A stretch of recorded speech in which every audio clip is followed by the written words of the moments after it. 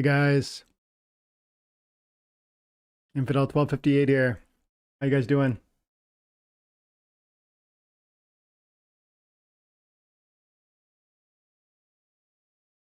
Yeah, I think I'm in. I'm seeing it pop up on my little feed. How's everybody doing? Sinister, Sigmund, Jim, David. Jim's hanging out tonight, guys. Jim's here to help out with some questions and help control the crazy chat and call down some ideas when things get overlooked. Thanks for hanging out, Jim. Glad to be here. Yeah, man. Who else is David Pung? Let me get this chat set up on the side here. I like having my mini chat window.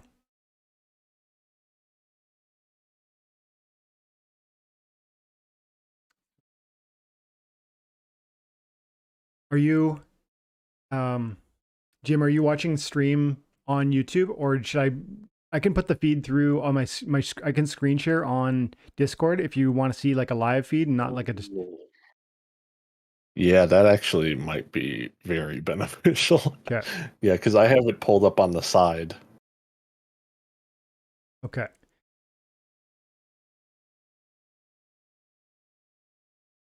Then I'll move this chat over here. Green. There we go. We got some exciting stuff to talk about tonight, guys. We got close the door, please, when you leave. Close the door, please.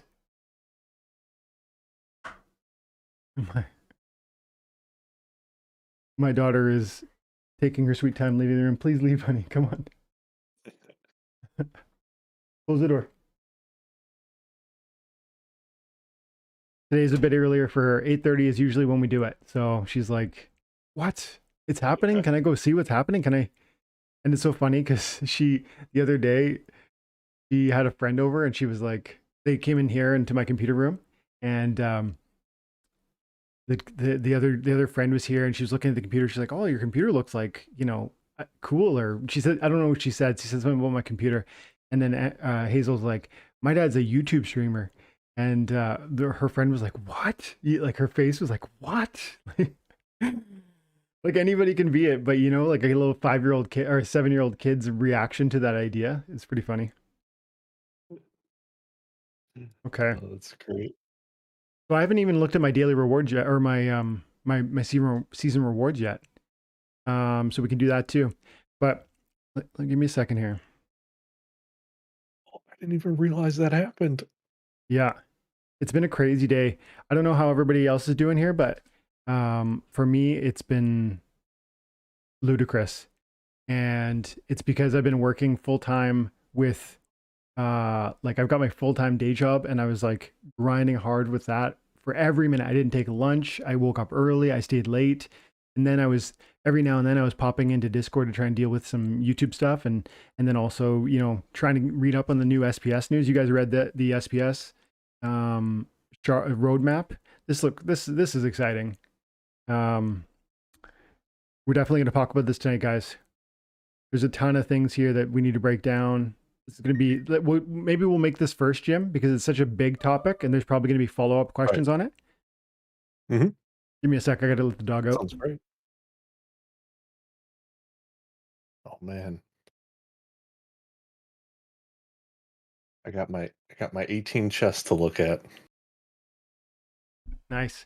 Did you see that? Do you see on the Twitter feed? I was handing out collection power so people could grab like whatever they wanted. Oh, I did not. Yeah. You're saying for. So everybody who's here now. I pretty much never go on Twitter. Everybody who's here now, if you want to, and if you ever lack like a little bit of power at the end of the season, I'm going to start doing a thing where I'm just going to do a little raffle and I'll hand out some collection power for free as a thank you to the community, as like, a Kickstarter to my Twitter. So I went on here and I posted, do you need collection power? Like, follow, retweet. I'm going to give away up to 100,000 collection power. We actually gave away like 300,000 collection power and I gave it away like 2 hours before the end of the season. And then also 1,000 DEC to somebody because we got more than 25 retweets. So that's awesome. Yeah, next season I'll do it again, and you know, it'll probably be a bigger list of people with, I won't be able to help everybody. We almost helped everybody. I gave away like two people. I gave 2 or 3 people. I think I gave 95, 105, and I gave several people with like 15 or something. Cool. Okay. So let's see what's going on in the chat. You know what? What we should do, I should make it so that the chat is, if I do Streamlabs, then the chat will be out live on the screen, won't it? And it's not right now, is it? Can you see like a live feed of these of the chat, like just on the window on your end? Yeah, I see it right behind your picture. Okay. Like, but you can see the whole thing, or you can see it just part of it? I can see some. Okay. Pretty much everything. Okay. Okay, cool. Well, because you're showing 6 people on the chat right now. Mm-hmm. That's what I see. But let's see here. Oh, I see. Because you've got my screen share. I got it. You've got my screen share, so you're seeing everything. I was like, what? How are they? Because usually my image, my camera covers that side of things. Yeah. Okay. I'll make this a bit bigger. Just yeah. So now I get to see everything as well. That'll make it a bit easier. Okay. So let's see what's going on here. Future Night. He's doing the dab. Got hello. We got David Pung. Raphael's here. Carlo. RC. JM. Hey, Will. Hey, Full Power. I think I gave away. Full Power, did I give you the 1,000 DEC? I think so. I can't remember now, but maybe you were the guy. Ashley, Doms, Termos.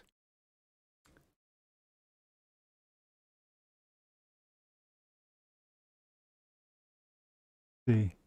Razor got 100. I think Razor got 100K from me. He says, hey, 12. I can't stay awake for much longer. It's 4 a.m. Where I'm from, and I'm pretty much sleeping in front of the computer. I just wanted to thank you one more time for the delegations you made. Razor, thanks, buddy, for supporting the channel, for constantly commenting, for following me on Twitter. I appreciate you, dude. And it's no skin off my back. So I'm glad you were able to use it, and I'm glad it helped you out. Hey, Icy, good to see you, buddy. Goodies from the let's hear it, guys. Who got some great little some goodies from the end of season rewards? I saw somebody on Twitter posting that they got a new gin, the green one, the gin, not Chala. Bilka? Yeah, Bilka. He's okay, but what do you think about him, Jim? I give him like 1 thumb up and 1 thumb down. When I first saw him, I was really excited just because I really like the camouflage ability, and now that we know about the green summoner giving the magic, it makes him better.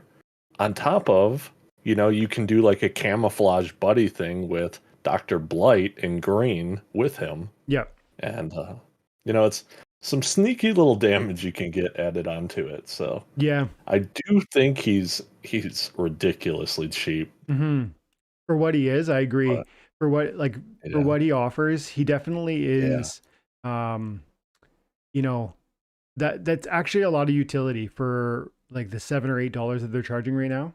And I don't love him, but for that price, I'm buying him. And the only real problem is that I've just got too many things that I really want to buy. I keep seeing comments around that idea. Like people are asking, I want SPS, but Chaos Legion packs, or I want to buy packs, but I actually need to buy cards, and so all the questions really lately, and you guys probably see it on my content, it's constantly this lane or that lane, like which is best. And the truth is, it's really, really individual for every one of us. Like there's going to be a certain story that you need to walk, and then there's going to be something else for me, and that's because I have a deck and a different deck than you, and that starting position changes a ton of things. And then also how much resources you have, and how much do you deeply believe that the game is going to succeed, and all of it. Game Boy Ali's here. Hey, buddy. Happy almost New Year's, man. I'm probably going to sleep tomorrow like all day long. I'm gonna work tomorrow. I got to get up again at 4 a.m. I'm gonna crush it for the office, and I'm gonna crush it for YouTube and do 2 more videos. But I'm probably gonna sleep like a baby from probably like 10 p.m. New Year's Eve to like 10 a.m. the January 1st. Hey Sky, how you doing, buddy? He's coming in from Indonesia. We got who else? Yuki's in the house. One thing I wanted to add for when we were just talking about like which lane to go down, DEC, SPS, whatever it is. And until just recently, which we're going to go over here soon, Chaos Legion packs were kind of like the best thing to go to as of right now. Yeah. But now with that new information with SPS, we might be seeing something else. I agree. And let's get into that in like 1-2 minutes. I want to quickly see a couple more things in the chat, but I definitely, man, you're right. I think that's going to be that's kind of quietly been my thing, discreetly. I'm like, I need to pack that bag, but let's talk about it in 1 minute. Yuki, I see you here, buddy. He says, wow, sounds like a crazy day for you. And Yuki's, I think wife, messaged me on Twitter and retweeted my power share, and she was saying that she gave you a little shout out, Yuki. And I was like, TNA, Sigmund, Spikund. Hey Spikund, hey 12. Got a question with meat and on the bones. I heard in general sale you can use a voucher when purchasing packs to get 2 packs instead of 1, i.e. $4 plus voucher equals 2 packs. Okay, Spike, great question, and I do want to talk about that. That's actually not entirely true, and I've got a bunch of notes on Chaos Legion that I want to share with you, not just from the bulk sale, but the general sale and the airdrop. So there's a ton of things there. Maybe I'll quickly. No, I definitely want to lead with the SPS stuff. But Jim, help me remember to come back to the chaos issue and Spike's question around how vouchers work, and are we going to get 2 packs for the cost of 1 once general sale begins? Okay, let's get into the SPS stuff. Noted. Okay, so guys, if you didn't see it, 2 days ago there was a SPS roadmap, and it's a short read, 8-minute read, but it's chocked full of important stuff. And I'm not going to read the whole thing to you, but when I read it quickly the other day, I just quickly went down here, and there's a part here. This part caught my eye for sure, and I shared this on Twitter. It says the SPS Foundation currently holds around $4 million worth of various cryptocurrencies, not including SPS tokens, which has come from a combination of private token sale proceeds, SPS token sales, and earning from liquidity pool positions in various pools. So Agrode and Yaba have accumulated over $4 million worth of various cryptocurrencies that they've been holding in trust, and they've said for a long time that that's going to be decentralized, but now it's actually happening. And so it's more than $4 million right now. And they say these funds, including the SPS tokens, are owned jointly by staked SPS token holders. That sentence should blow your minds, because it literally means when everybody's screaming like SPS is going to it's falling apart, it's worthless, there's no utility. Everyone's selling it for. They were selling it for, what did it go down to? 19 cents? Yeah, it was ridiculously low. I think it was 17. Yeah. And I'm just pulling my hair out trying to find a way to get another bag, because like I know that that's not the end of the story. And this is what's happening. They're gonna give us the power to decide how that $4 million plus gets spent. And in fact, it's more than that, isn't it? This is amazing by itself, but it gets way better. So we'll be able to, as SPS stakeholders, we'll be able to, through the governance system, once that's released, which is was it a Q2 or Q1? I think it's Q1 of next year. They're going to begin that process of creating the validators in Q1. So. And then all of us as stakeholders will be able to vote on how that $4 million is deployed. And that's going to, whether it's advertising or amazing tournaments or I don't even know what, but I'm excited to see that there's like a war chest for us to work with and to use to survive and thrive in the next bear market. That's what I'm seeing this as. What do you think about that part so far there, Jim? Like just in with respect to the treasury and specifically the 4 million. I think this part is pretty crazy. So Mm-hmm. we knew that, SPS was their governance token, and we've been waiting for something, more knowledge as to what it is we're going to be able to do with it and when it's coming out, and it's coming out soon. So, Mm-hmm. yeah, the fact that we're all going to finally be able to vote for what we can even do with, the foundation. Yeah. What if everyone's like, let's just burn it all? Yeah. Yeah, they might. That's that, it's funny that you say that because I remember talking to Crypto Llama like a couple weeks ago about that, and he was saying that SPS has like one of the biggest concerns with it is that there's just too much, and that value, not all of it is SPS.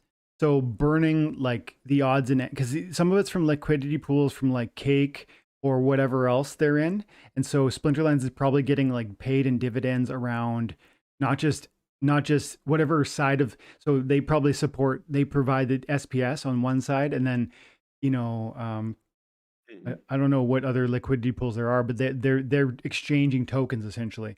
And so Right. like burning that value wouldn't make any sense, but we could, but there is a very clear, there's a clear sentence that says there's SPS included, like it's 4 million plus SPS. And the Riftwatchers component, which is the second part of the puzzle here, they're going to sell. Riftwatchers will only be able to be purchased using SPS tokens, guys. You hear this? Riftwatchers is the next pack of cards that's coming. It's going to be released in Q2 of next year, which is like, 3 to 6 months away kind of thing. And the only way, you will only be able to purchase it using SPS tokens. And here's the kicker. All of those tokens that you use will go into the foundation, the treasury we just talked about, all of them. So it's like you take your SPS as a stakeholder holding SPS, you take that, you put it into the treasury, and people who hold SPS are retaining that value in terms of like whether we vote collectively to deploy it in different ways. So it's like they've designed a way for us to like fill our savings account, like our collective savings account, which we can draw on, like I say, through the coming bear market, which clearly there's going to be a bear market. And this will be something that's just going to help carry us for sure. This, to me, this is the final nail that just confirms the security and the foundation of Splinterlands and its ability to just keep going. It's not gonna be phased by the next bear market because we've got a war chest that's already built up, and there's a plan and a vision to make it even more robust. And isn't there a part, Jim? Help me remember some of the numbers. I don't want to lose it here. Oh, 12 million. They're saying. Yep. There's 3 million packs. 3 million packs, right? And $5 per Yeah. pack. So 3 million plus 3 million packs, $5 a pack, payable in SPS with bonus packs available. And that means roughly $12 million because the bonus packs. Okay. And otherwise it would be 15 million. And that's all going to go into that treasury. That's so crazy. This to me means like you should be, if you understand what this means, you immediately recognize you don't own enough SPS. And I don't care how many you have. Like this to me, that's what this does for me anyways. Whether I don't know what it does for, others, but that's my reaction. What, you're the one who brought it up today, Jim. Like what you told me, like you got to read this article. We got to talk about it tonight. What were some of the things that were striking you, or like what was your takeaway or your, Yeah. Oh, yeah, for sure. Yeah. So with them giving out this information, Yep. it's it's making it to where the video Crypto Llama did talking about the price of SPS and what it can go to, and like it's essentially its floor and its ceiling depending on the overall value of the company. I think the information that we're getting now is going to far precede that information that he has given us. Mm-hmm. and it's going to be higher than what most people think it could be at. When he was talking about like roughly around, I think like 80 to $1 Yeah. mark once everything is out. Yeah. It's going to be out, but it's not going to be, in every single person's hands out there. Mm-hmm. It's going to be, 20% of it could just be lost, Yeah. quote unquote lost. Yeah. That's right too. Yeah. And we can vote, like as stakeholders, we might well vote to delete some of it too, because there's going to be a continued issuance of, this is important too, guys. The SPS airdrop rewards, the pool rewards associated with like rank battle, are going to be implemented after the SPS airdrop is done. I don't see that part anymore, but it's definitely here. I read that. So you know how they're going to give us SPS for rank battles? That's coming. And that's going to be kind of I think, in my opinion, that's going to be one of the main actual incomes that you're going to receive. DEC will be valuable. It'll be one thing that we'll be happy to get, and you'll continue to get DEC. But for the next 5 years or whatever it is, we're going to be able to extract SPS from the game through our rank battles. And that only begins, that's planned to begin once the actual SPS airdrop is over with. And so there's somebody was saying earlier in the comments, Robert said the $4 million is only like 4% of the total market cap. That's a pretty small amount, especially with all the supply coming on over the next 6 months. That's that's a constructive pushback on the excitement. I get it. But when we talk about, I think that implies, first of all, that you agree $4 million is the value of those assets. Do you follow me? Like, at least Jim, are you like, the question is, are those assets valued at 4 million, or is that their price? And you know how I feel about that. It's like, that's their price today. Price. The SPS is selling for 20 cents or 22 cents. Like, as far as I'm concerned, $1 is appropriate, and that's a short-term view. And that's because of all the reasons that we've kind of pointed to. Like, 1, there's a big treasure chest. 2, you're going to have a governance vote. 3, there's going to be rank battle rewards that you'll not get unless you have that SPS. All of this utility, and all of those 3 pieces of utility are actually founded on the fact that the game is good. So again, that's like the starting point, and you might disagree with that. I don't think Robert disagrees with that, but somebody might disagree with that. And then there is one other thing. When he's going off that 4 million, the 4% right now, we look back a month and a half ago, when the big reason to have SPS was the vouchers. Mm-hmm. It was up at like 80 cents. Yeah. For a few days, and then it starts to drop a little bit, and it was floating around 60 for a while too. Mm-hmm. Yeah, absolutely. And so, I hear you. It's only $4 million. It sounds like it's a big number, but it's also a small number. But the fact that you could have a slice, like, essentially this is a company, like, it's almost as if it's a company that's IPOing, and they're coming to you and offering you shares, because I don't mean Splinterlands. I mean, like, this treasury, or this foundation, this SPS foundation, that it's essentially, it's like, it's a kind of, I guess it's a DAO. It really is. It's like a decentralized autonomous organization. There'll be multi-sig wallets, and we'll all express our vote through the stake of our SPS, and we'll call for it to be spent in certain ways that will hopefully be lucrative to us individually, but us definitely collectively. And so it's literally like an opportunity to walk into an ownership of a company. And I think, because of the foundation of Splinterlands, that is a company that's going to hit a home run. And so to me, I'm pumped about it. And if it is humble, if $4 million seems like a humble beginning, I have great confidence that number is going to be, huge in the near future. Even just look at, even if you think SPS is going to stay stable, maybe you say that, like, the bear market's going to come and the SPS price is not going to pump for a while. I might have to concede. I might have to agree to that. Like, maybe it'll pump. Like, I'm expecting a big pump, but then I'm expecting a significant fall. And so then maybe we spend 3 years or 4 years in a bear market, and maybe the SPS is, quite low. And to Robert's point, that SPS still, is unimpressive at like 4 million, 5 million. But wait, we've got Riftwatchers coming, and like we just pointed out, $5 a pack. I have no doubt, even in a bear market, those sell out. And again, 12 million new dollars pumped into that ecosystem, held by us collectively, and increasingly held by me, because I personally am going to be making active moves to, build my SPS bag, because I don't think it's going to stay humble. Like, that's the thing. It might be a humble beginning, but it's not going to stay there. Robert did go on saying that I wrote that comment before I heard the 12 million for Riftwatchers. Yeah. That would add up to 16 mil, which is 16%, much more significant. Yeah, man, for sure. Let's see. Is there any other? Maybe we pop also, over. Go ahead. I like Mitchell Lavoie. I don't know how to pronounce that. Lavoie.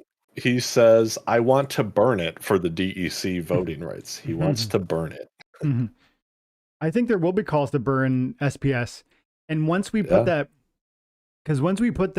so they're saying we can only buy Riftwatchers by putting SPS into the foundation. And then we are the foundation. And so we absolutely would financially benefit if there was less SPS out there. And so if you've got a bag in your hand, and then you buy your Riftwatchers packs, and you use your governance vote to kind of push the matter forward, where you burn maybe not all the 12 million, maybe 25% of it, 30, I don't know, like pick a number. We burn it. That's an immediate bump on the rest of SPS. So maybe that does happen. And I would have to look at it at the time and see kind of how I thought that what made most sense. I don't really think that there is too many. Help me understand something, Jim. Do you know for a fact?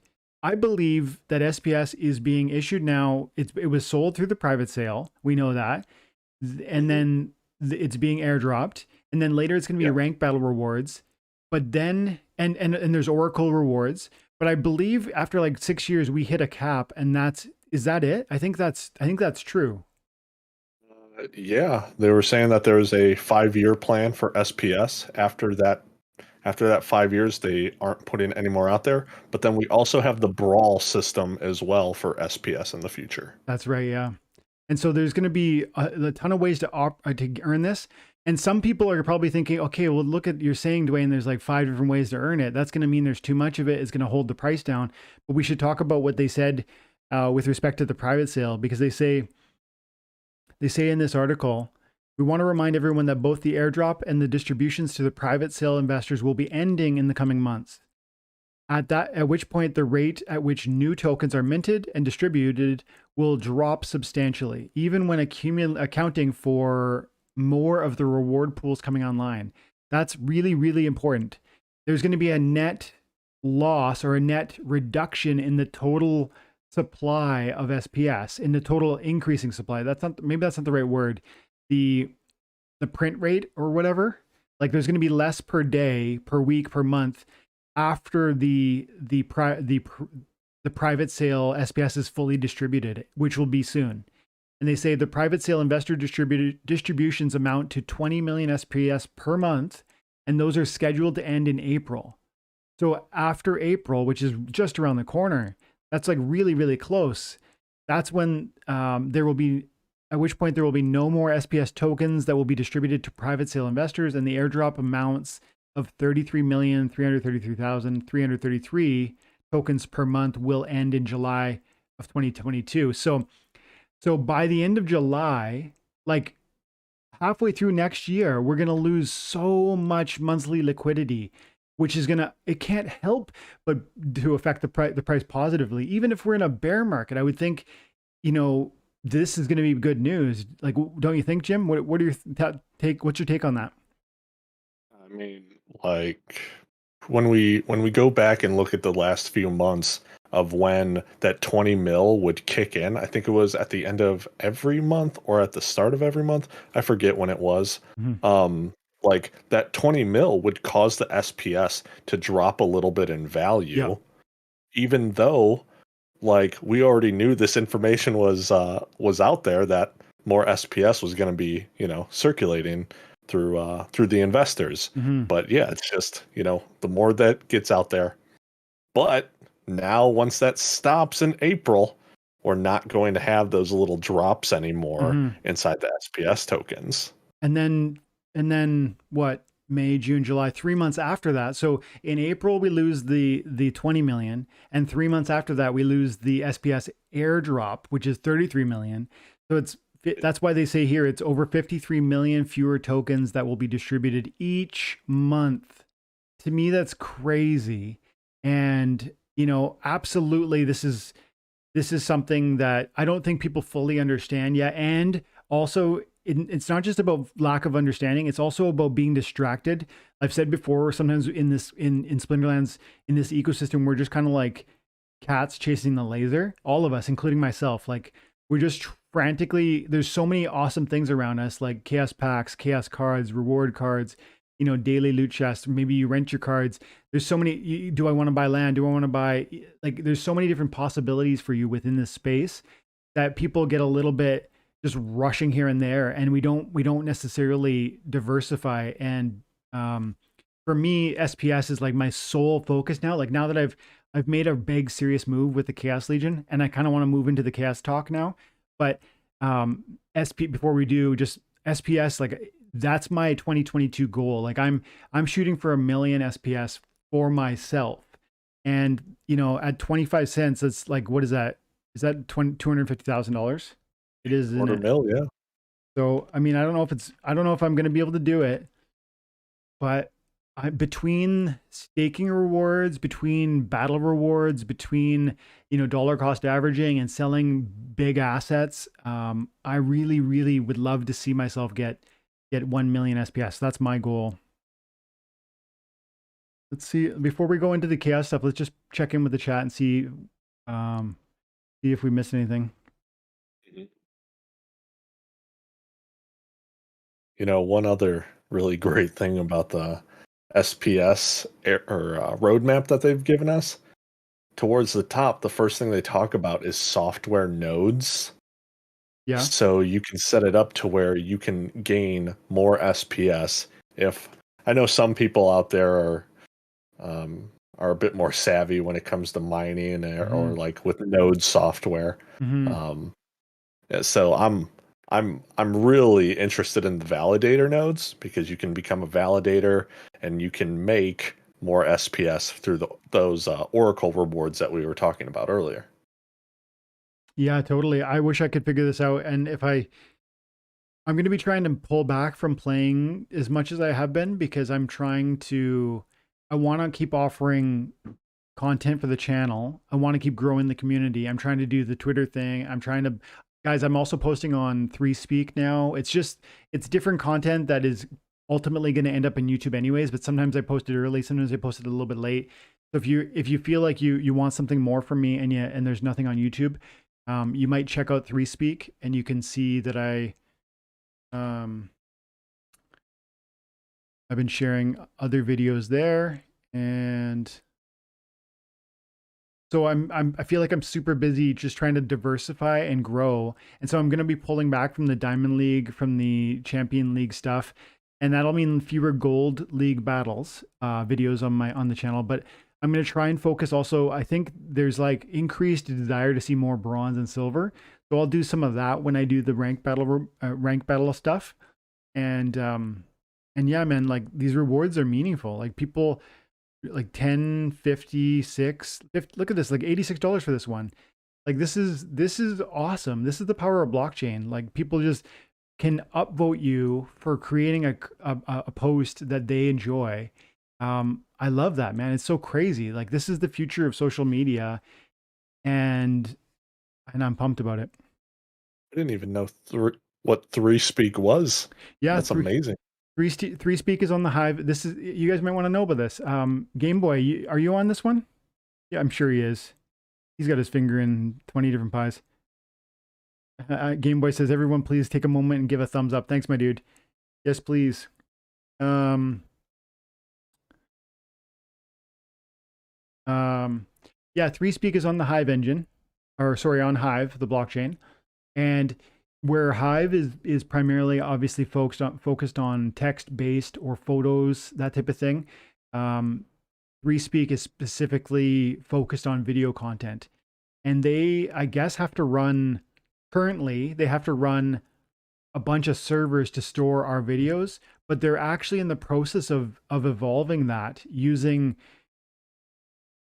oh man, IPFS technology. I don't even really know what that is. It's like, as I have a very cursory understanding of it, and so I don't want to try and explain it here because I'll just make myself look foolish. But to me, it sounds like a decentralized way to store data, like Filecoin or SiaCoin. You can have a decentralized network of computers hosting and sharing, and through that you can actually incentivize that process through coins like online crypto tokens.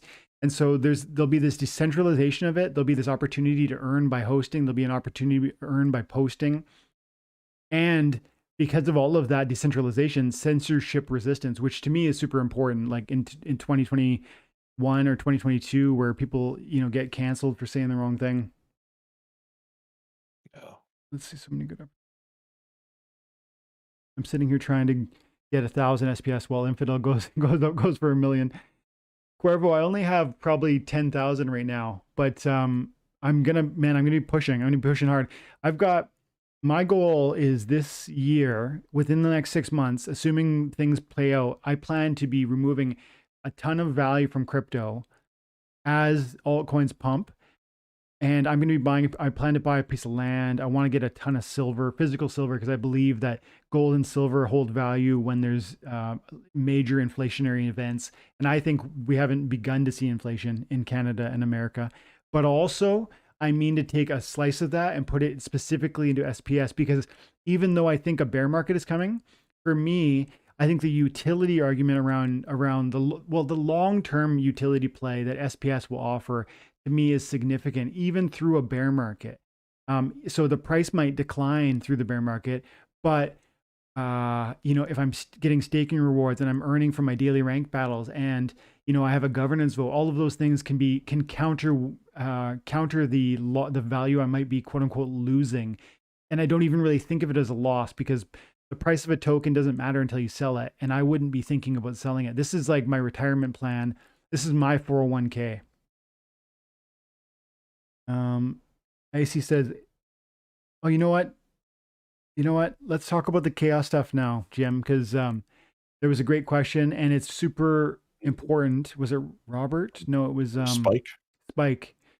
Yeah, he was asking about the Chaos Legion general sale and how vouchers will work. And first of all, before we do that, let's have a peek at what voucher costs are going for these days, because I know that they're real low.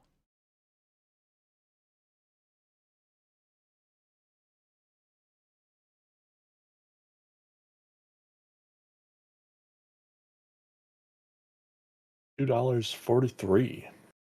Yeah, man, that's a good deal. Okay, so, and that's up 10%. Wow. Look at this floor. To me, like, this is what happens with tokens. They come out hot, like all new tokens, they come out hot and they just do this bleed out thing, down, down, and then they find what looks like a bottom. I don't know enough about charts. I'm not saying it's the bottom, but at the same time, it feels like a bottom, especially since the utility of the voucher is meaningful. Like, you can buy a $4 Chaos Legion pack for the cost of $250.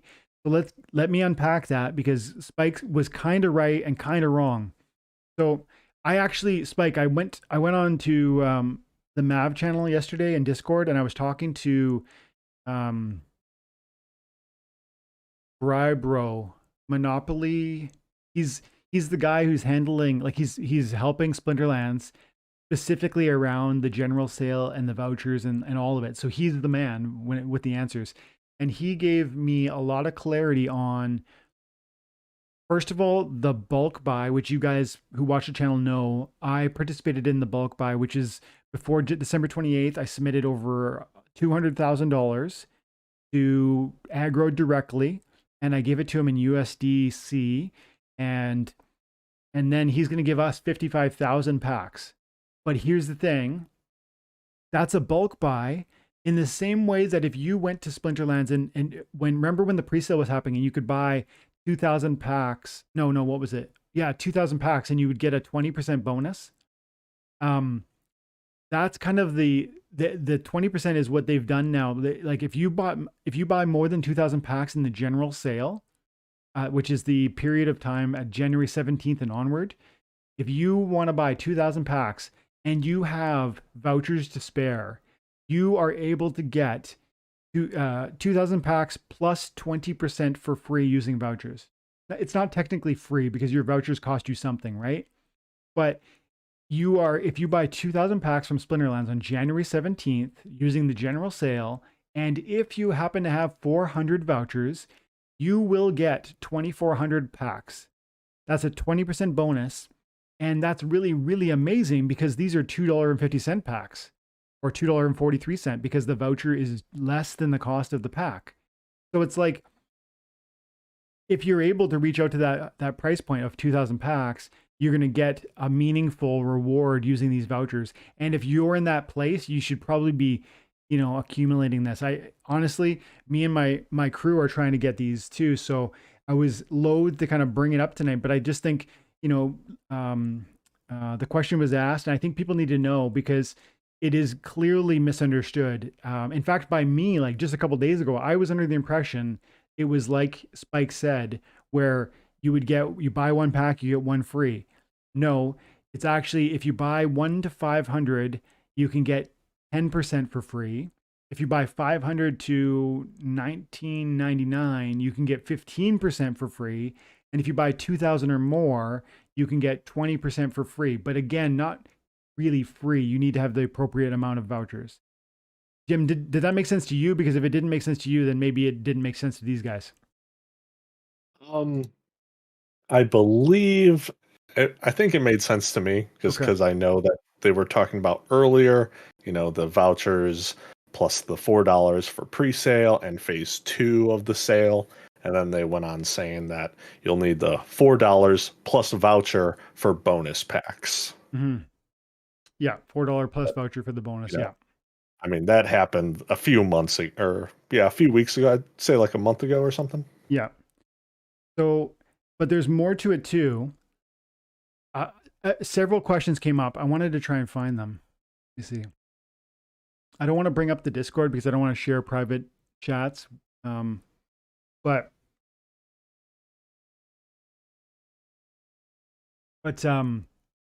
I can tell you that I spoke to Brybro and he said what I just told you, which is that yes, you can use vouchers to get discounted packs. It's at 10%, 15%, and 20% depending on how many packs you bought. And then I asked, okay, but what about airdrops? Are those packs that you get for free using not free, I keep saying free, but from the voucher, are they going to generate airdrops? And he said, yes, they will. That is huge news. I didn't know that was the case. Yes, they will, he said. And I asked also, this is something that keeps going around and there's a lot of confusion around this. I want to set this one straight too. Uriel and Bakjira. We know that they've been announced, right? No, this is the Uriel. This is a cool lore event. You guys should check that out. They posted the lore event. Where is it? I was gonna say I got the link set up. Did you want me to send it to you? Sure, yeah. For the Bakjira Uriel listing. Yeah, that's it. Okay. So this post to me made it feel like, and some of the AMA stuff, the town halls with Splinterlands made me believe, and maybe some of you guys believe that I was going to be eligible for Bakjira and for Uriel if I bought during the bulk buy. And even if I bought on the first day of the general sale, because remember they said, Jim, do you remember when they said, if you buy in the first day, and 1,000,000 packs have sold, you'll still get those airdrops. Remember they said that? Yeah. I Yes, think exactly. I think a lot of people took that to mean, so I can wait till January 17th and I'll get every airdrop except for Dr. Blight. That's kind of what I thought it meant, but it's not at all what it meant. I clarified with Splinterlands, and no one will get these guys, Uriel and Bakjira, except purchasers who bought packs now, like during phase, what they call Phase 2. Yeah, during phase 2, like buying them now, or if you bought them during pre-sale. And these are not available to people like me. Like I just gave a ton of money to Splinterlands on December 25th or 23rd or something. And so I'm thinking, oh, that means I'm inside this window. No, bulk buys are actually part of the general sale. And Agro has said this more than once, but I'm not too quick on the uptake, so I have to hear it more than once. So even though I submitted my money on December 23rd, my packs are not being released until January 17th, when all of you guys get access to the general sale also. So I'm just part of that push. And when Agro said, if 1,000,000 packs sell, you'll be eligible for those airdrops, I think what he was referring to was whatever airdrop is happening over here, shop, airdrops. We'll say airdrop 4. Airdrop 4. So on like right now, we're going to get these 2 airdrops. If you were in the pre-sale or if you're in this phase 2, you're going to get these 3. But on January 17th, we're going to start figuring out this guy over here, and maybe 5 and 6. It depends how many millions of packs sell. But if on day 1, 2 million packs sell and you bought on day 1, you're going to get those guys. That's how I took what Agro had to say. And tomorrow's a town hall, so let's all tune in and make sure that that's true. But it sounds to me like if you bought some point in the 24-hour window when they launch, you're going to be eligible for the 4th airdrop, even if it technically sold out because of people like me who bought during the bulk buy. In fact, I think we know it did. I think we know for a fact that they had $6 million during the bulk buy. I think that's true. It was 6 million or 4 million, which either way is enough to buy 1,000,000 packs. And so I think this one is already sold technically, but it hasn't been handed out yet. And part of this one also. So if you get in on day 1, I believe you're still going to be eligible for number 4. But these guys are not available unless you buy them today using vouchers. And so I actually did a video recently talking to, I can't remember who it was, but somebody asked me, like, should I buy, it was a person saying they wanted to buy 175 packs. And I said, wait till the general sale, but then you're going to sacrifice these airdrops. That actually isn't true. That, you know what? You could get these, like, they're not sacrificed. You could get these if you just bought them now, but that's going to require the vouchers, and then that's going to eat away at your potential number of packs. So I hope that's clear. And if it's not, guys, I urge you to kind of go back and re-listen to it, or to tune in to tomorrow morning with respect to the town hall, because they're gonna do a town hall tomorrow, and this is all going to come up, I'm sure. But it's so important that you guys get this stuff clear, because it can mean a big difference in your money, because one airdrop might be, well, Dr. Blight is selling for $100 a pop. And, these other ones I think will be cheaper. What's that? Dr. Blight is around $144. Wow. I want to talk more about cards and airdrops and value, but I saw somebody mention, Zell said IPFS, Interplanetary File System. It's a cool protocol. Yeah, that's what Hive is going to be, or that's what ThreeSpeak is going to be using, and they're going to be issuing their own. I guess they already do issue their own token, but the big thing was that they're moving into like a fully decentralized file storage protocol, which is awesome, because I mean, even like guys, when if I say a wrong word during one of my live streams or during one of my videos, even on a 2-hour video, YouTube hears it, and I haven't been dinged yet. I haven't got any strikes, but I guess I've said a few naughty words, because I've gotten various of my videos have been they can't be monetized, or they'll be like partially monetized, which I guess means, you know, some certain advertisers just won't accept it. I don't know what are the words I'm even mentioning, but my point is, this is crazy. This is the problem with social media and the fact that we can't like say what we think or express what we're feeling. You know, stupid people should be allowed to say stupid things. And I think, as far as I'm concerned, stupid ideas fester in the darkness and they actually die in the light.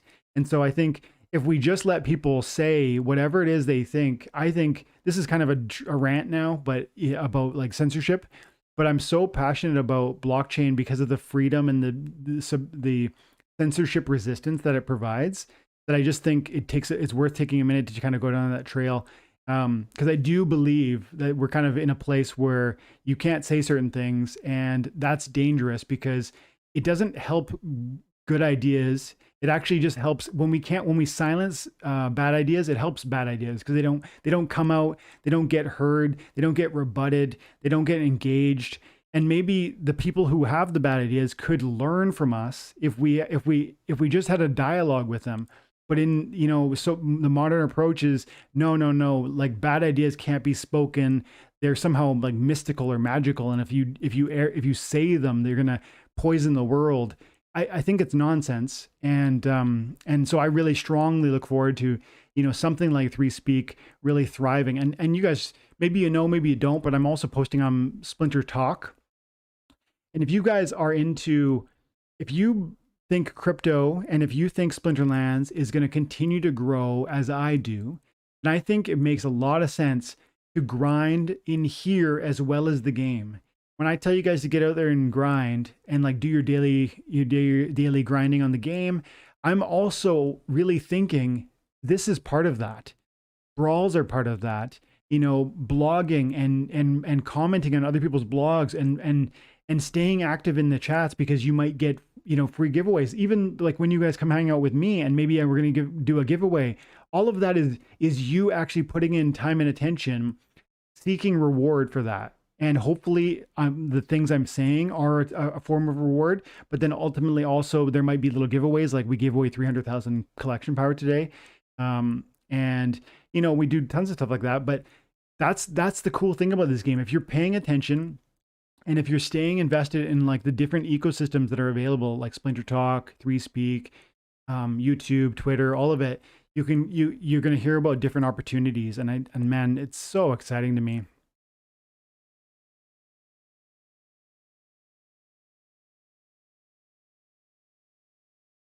See here, Robert, let's see. Start right here. Artificial Feel says, Happy New Year, New Year's, guys. Happy New Year to you too, my dude. Spike says, I think Bulldog mentioned it. What did Bulldog mention? The IPFS or the? I believe it was the node. Was that what we were talking about at that time? Maybe. I love Beer21. I love the name, by the way. Love listening to your content. Very valuable as I progress through the game. Thanks, man. I appreciate you. If you haven't already, make sure you subscribe. Basley. What's that? You see what Robert said? No. Robert. After the protocol? No. Interplanetary. Yeah. Oh, no, I didn't. Love you, man. Naming my son after you. Fidel, love it, dude. Call him 12, and he can be. You guys watch. What's the name of that? What's that show that with the? It's a Netflix special, and it was like a TV series with like kids who kind of fought in like a spiritual realm or something. Like there was a girl who was like tested on and experimented on at a young age because she had like telekinetic abilities. Are you talking about like Umbrella Academy? No, but it's kind of like that. But no, there's a character. There's a character, and her name's 11. And no, I was saying he should call his kid 12. I was gonna say, because Umbrella Academy, there were people. I mean, well, I guess they were superheroes / mutants. Mm-hmm. But one lady, I think, was like getting tested on. I don't know. I watched that one too. That was a good one. Netflix Yeah, there it is. Stranger Things. Stranger Things. Yeah. I forgot her name was 11. Yeah. Everybody, when I play games, usually it's just shooters. My name's 1258, and people all like, usually kids will say they think it's funny to ask a question if I'm related to her. And when you're playing, because like Call of Duty is like if you guys play Call of Duty or anything like that, there's like probably 30% of the people are, I would say, under 15. Seems like the blockchain is definitely a bit older though, and I've seen it on the analytics. We're like mostly like say 25 to 40 is like where people are really deep diving into this stuff and following along with the channel and watching most of the content. So clearly there's like a different maturity level, and like I think that's because I think that's because like and Jim, that's kind of you, right? Like I don't know if you want to share your age, but like you're at the lower end of that and I'm at the higher end of that. And Yeah. and I don't mind sharing my age. I'm 28. Yeah. yeah. And so it's interesting to see how different people come from different backgrounds and find blockchain and then, just get excited about it, because it's like something turns a switch on and for everybody. And it's like, oh, wow, this really is going to, this is going to be here for the long, and it's going to, it represents an opportunity to change my life. So it's really, really, really cool. 2 airdrops, 2 and 3 are done after phase 2. Yep. Jordan. Hey, Jordan. Let's see. Hey, Jerome. Gonz is in the house. L12 will be his name. Good stuff, Robert. Dr. Blight is so strong, Jacob. Hey, guys. I think I need to give away. Maybe? No. I can't do. Yes, I can do, because we're doing old school. I'm gonna throw a. I have to get bot out. Nightbot, wake up. Okay, we'll do a little giveaway in a minute here, but we need Nightbot to grab some users. Drop your comments in the chat, guys. Jerome says, "Oof, the lowest I saw before was $85 for Dr. Blight. I just gonna go up now." Yeah, man. It's so good. Every time I don't know what to do, I play my Dr. Blight, and he helps me a ton. He's so powerful. I was looking at Dr. Blight yesterday. He was $122. Wow. I feel so sick. Yeah, no? Wow, 144. Man, I sold. Okay, so on launch. And let's see something. Splinter Cards. Ooh. Hello. Splinter Cards has got a cool feature that I don't know if you guys know about this. Light. You go over to click on a card. Look at this. Did you guys know this existed? Under Splinter Cards, you can click on a specific card, and if you want, you can grab the art, which is nice for making YouTube thumbs. But check this out. List market price last 3 months, regular foil and gold foil. So you can actually track for 3 months worth of data the price points on all of the cards. And so we can see, like, when it launched, it was selling for about $5 more than it's at now.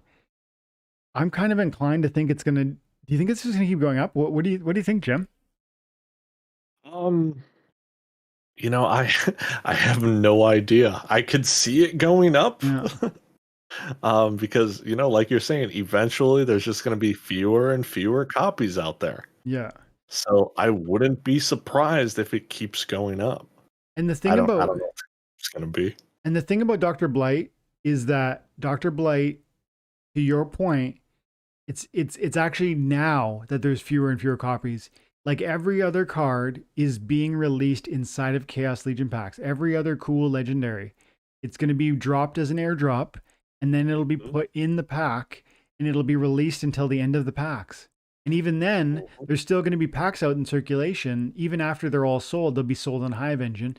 All of that's going to actually be an inflationary force on the number of your favorite legendary card, but not Dr. Blight. Dr. Blight's fully released. You can never buy it except from another human being. I don't know, man. I don't know, but I'm glad I kept 17 copies of regular foil, and I did sell my gold foil, but that's okay. I sold it way up here, and then actually I think I sold it for 2100, which this says it was 19. Pretty sure I sold mine for 2100, and you know, I reinvested it. Nightbot. I don't know if you know, but you can also get market trends of like prices of what cards have sold also on Peak Monsters. Can you? Yeah. So market trends on. All right. So you see on the right, market trends. Yep. Go ahead and hit month, and then hit list for sorting them. Scroll up. Roll up list. Yeah, right there, and then hit show chart. Show chart. Where the cards at? Show charts. Yeah. Wow. No, I've never seen this ever before. Yeah. So market trends, you pick your period of time, and then you go into list, and then you just make it show it. Wow. That's really cool. I don't know how. That's really cool. I'm glad to know that exists. Oh man, it shows you when Dr. Blight had a lot of volume on the market, like just how many were posted. That's really cool to see. Okay, I'm not even sure what I'm going to give away, but I want to have a peek at this before I go on. Look at this little nasty. I bought a bunch of oozes like right there. No, like right there. I bought a bunch of oozes somewhere in that neighborhood. Yeah. But you know, I was just thinking like at the time, like I need more dollar cards and I need one mana cards. And I've delegated them out to friends and stuff that needed them, so it is what it is. Yeah, Ashley thinks that Dr. Blight's gonna keep going up. And yeah, Oleg says he feels the same way. And Sigmund pointed out that Peak Monsters has market trends also. I didn't know that. Yeah. Even like this, that's the thing about this game. There's so much to know, and it's too hard to track it all. And then everything changes. Like there's a new pack, or there's new search parameters and filters that are provided by Peak Monsters, or you know, pick your new website. PU says, good thing there are no Dr. Blights in the low tiers. He would just wipe the floor. Is that right? I haven't really been messing around in bronze and silver lately, so I didn't know that he wasn't around, but he's going to be around because I'm going to be delegating. I'm going to make myself a really nasty, like silver level deck. I'm going to like pick the best of my favorite silver level cards. And I'm going to craft like this just nasty, dangerous deck, and I'm going to put it on one of my accounts. I'm not even sure which one, but it doesn't really matter because I'm going to be focusing on like renting a lot of my assets and then delegating at the end of the season, but then having fun at the silver and bronze level with hopefully what we can begin to isolate as like our really overpowered cards. And then maybe I can create some new content that are kind of focusing around that, like what really works. Okay. So I'm going to roll it now. We got 35 participants in the giveaway. And actually, before I do that, let's pop over and see what I want to give away. You know what? I don't think I what's that? Chat to get into the giveaway. I hope I win. Mm-hmm. You can. I've got mods in there. Jim's one of the mods. You know what? Let's do, because I've acquired 7,000 DEC today from rentals. Let's send out 2 prizes. I'm going to send out, what's 500 DEC worth these days? 500 times 0.005 ish. We're about 250. Okay, we'll give away 1,000. I'm going to give away a couple thousands of DEC. Go. First one, 500 DEC. Go. Jerome Gons. I just paid for your dues, my dude. Gons is in TNA, and I'm gonna give him his dues for the new season. Okay,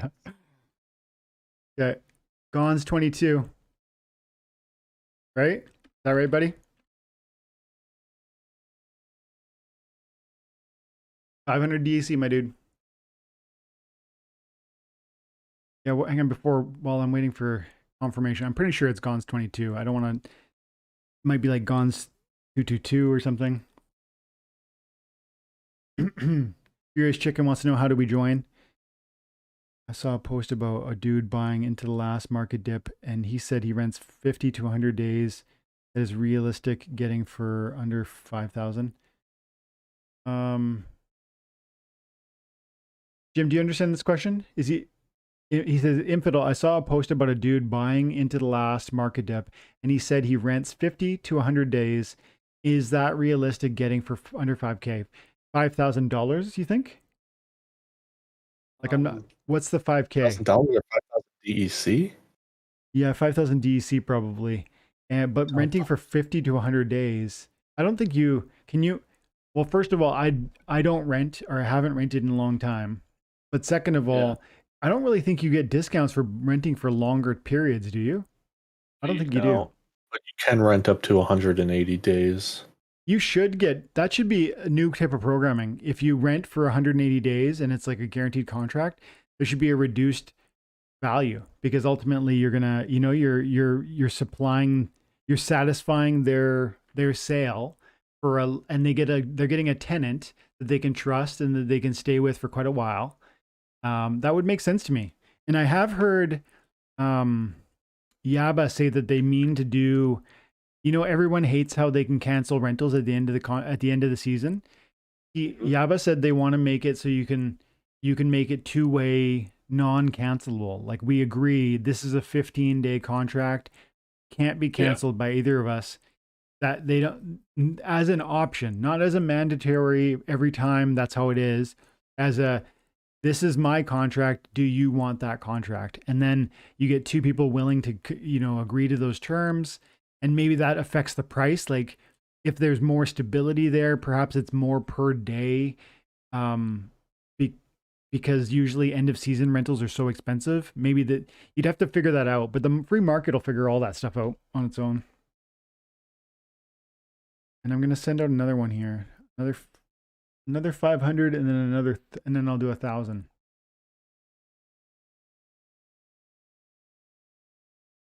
So guys, how are we doing for likes? Help me out here. 43 likes, 56 concurrent viewers. Get a like spike. And what are we doing over here? Where's my spin? But yeah, going on Jordan's statement or question, I don't really understand it either. No, the rental? Yeah. Yeah.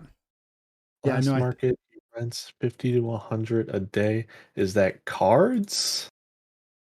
Yeah. Is that realistic getting for under 5K? And every card is so different, right? It's not really, if that's how it's framed, I don't know how to answer it, because it's just good thing I stayed for the first raffle, and Gon says got to grab lunch and decided to go. Nice. Okay, I'm gonna roll it again. Andre. So it does look like Jordan fixed the stuff. The guy bought in the last market dip said with the CP he purchased a year later, he rents it for $50 to $100 a day. Wow. I believe it. Wow. I believe it. Yeah, I can see that. Like, I rented for today, I rented like I said, 7,000 DEC, and that was just literally 5 hours before the season ended. If I had rented it, a full day before the season ended, I would have had more buyers, because people were filling their power requirement. And so I honestly think I could do probably 4,000 to maybe 6,000 DEC every day for the rest of my life. And that alone is like a pretty decent thing to enjoy, right? Like 6,000 DEC times 0.0. That means it's 30, pretty much 4.9 right now. $30 a day, right? Like ish. And maybe some days it would be $50 a day, and some days it depends on DEC value, and DEC value could go down, but you know what I mean? Like, see, 300. Pardon? But Jordan does continue, and he says, do you know about how much it would take investing to achieve $50 to $100 a day? I see. Okay, so I can answer that, I think. So, like I said, today I rented 7,000 DEC worth of cards. And I can go over here and I can go, let's see, for rent, yes. On market, no. Delegated, yes. Okay. So these are my cards. These are all my cards that are rented. And now, how could I quickly and easily see power? I can't really, can I? Collection bar. Yeah, right there. So I rented 485,000 power at 7,000 DC. So, and it's valued at, the filterable value is $31,000 worth of cards. So right there is a nice easy answer for about 30 grand US. And it would vary because you might not get, you know, like some of these cards would be harder to buy than others. Some of them would be easier to, like, there are certain power out there. You could probably rent other power, get more collection power or less collection power that maybe rents more for more or for less. But yeah, 485,000 power rented for 7,000, and I have 1.5 million power. So, you know, I could do probably $90 a day, or at least $50 a day every day, even in like a quiet day in the beginning of the season or whatever.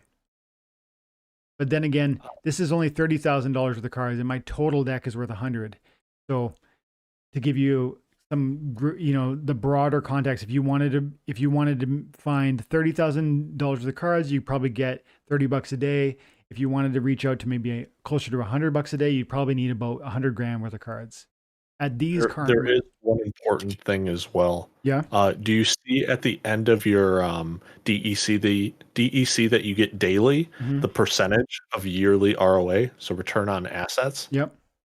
Okay, so just going off of his numbers, yearly he'd be getting pretty much, we'll say 42% of what that 31,000 is after an entire year. Yes. And then we go look at Albatross, right? All the way to the side, you have in the column YROA-B%. Yep. You need to find cards that have a ROA of what it is you're looking for, because these numbers vary. Yeah. Like, you know, like, what does that say? Oh, 1,000%? That's nuts. Yeah. 1,000% on this one, and then 520% on this one, 360% on this one. So some cards are going to crush it, and some cards are going to get 7%. Like, this is a Dr. Blight. I only rented that one for 69 DEC. But also, I didn't optimize my renting. So I just go in and I just click on load price. And so the system provides a price to it. And so it's not exactly, if you were more intentional about how you executed your rentals, you would make even more. Yeah. I think I already sent Aqua King, but I'm going to, yes. You know, like you're saying, if you wanted to get $50, but you know, your return on investment was all in Dr. Blights, it's going to take you a lot more money to get it rather than those other cards that are like 100%. Yeah. Or 300%. Yeah. So to Jim's point, if you were very intelligent and intentional about the cards you selected, you wouldn't necessarily need 30 grand worth of cards, because you might go and find the cards that everybody rents and buy those, because you actually can do your own research and find certain cards that are low cost, high rental value. It's not usually going to stay that way. But even if it's kind of on the lower end of cost and it's on the higher end of rental, you can isolate those opportunities for yourself if you're really diving deep into the numbers. And that's an excellent play for sure. And even if it leaves you with a deck that's not really all that functional, because your mission isn't really to play, it's to invest. And to me, it sounds smart, man. And one tip of advice, go ahead. To you, Jordan, or anyone else out there looking to buy cards to rent out, do not buy cards that rent out for 0.1 DEC, because there's so many flooded on the market that yours probably aren't going to rent out. And normally those cards do have a higher percentage on return of investment. It's just that it's never going to get rented out. Yeah. So you have to be careful with that. And I wanted to say about DEC, the DEC price could fall, which could affect this whole ecosystem.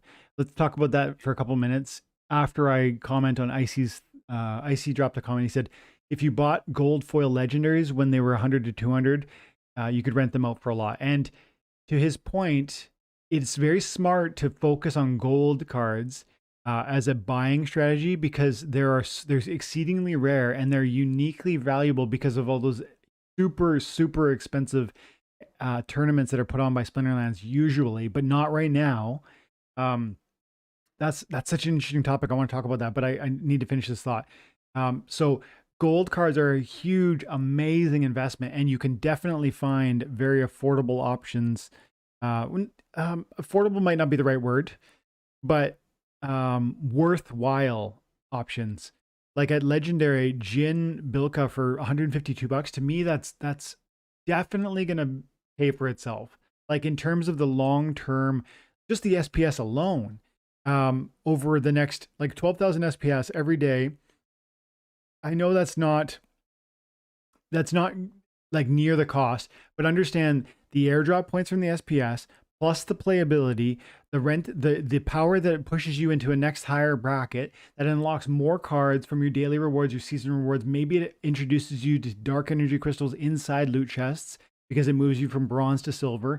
All of those wrapped up into one for $152. And again, because it's gold, it's going to have that long-term rental strategy that is going to be uniquely valuable in a bigger way than regular foil, even bigger than regular foil legendaries, because like I say, there are monstrous tournaments that are put on by Splinterlands that right now are actually not happening.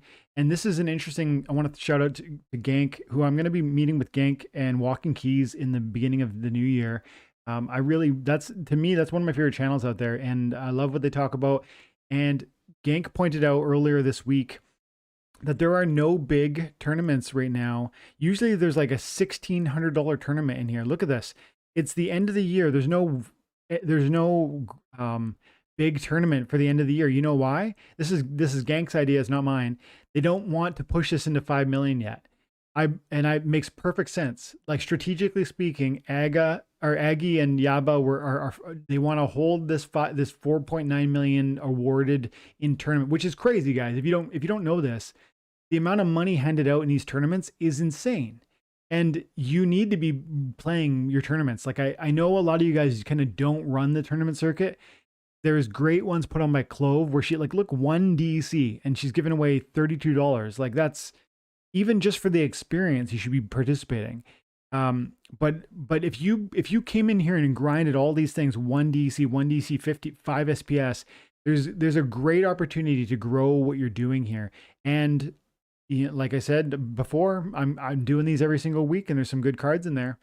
Right now, there's 26 people in my tournament, and that's like there's 10 cards we're giving away. So like 10 cards divided by 26 people, almost one for every 3 people kind of thing.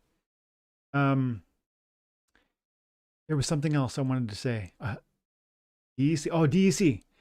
On the topic of rental cost and the vision around like planning your investment to execute a certain amount of DEC income from the rentals.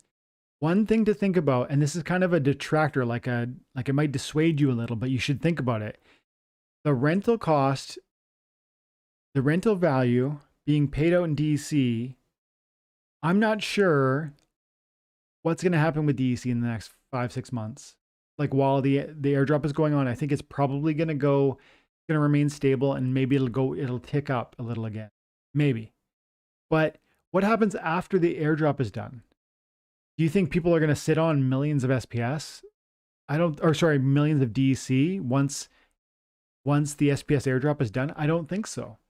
And so I do believe that this will return to its peg value. And if it did, what would that do to sort of the payouts and the desire to rent cards and the payouts for renting cards, right? Because if the DEC goes down, then the inflation of DEC goes down, and if that goes down, then the amount of issuance of DEC per day goes down. All of that means less DEC per win, and we've seen it lately in our battles. Like there was 200-300 DEC per win at gold and above, but now it's more like 25-ish, and that's a huge decline. But that's actually supposed to be the way it is. Like it's supposed to even go way lower than that, because this DEC is still really, really high from where it ought to be.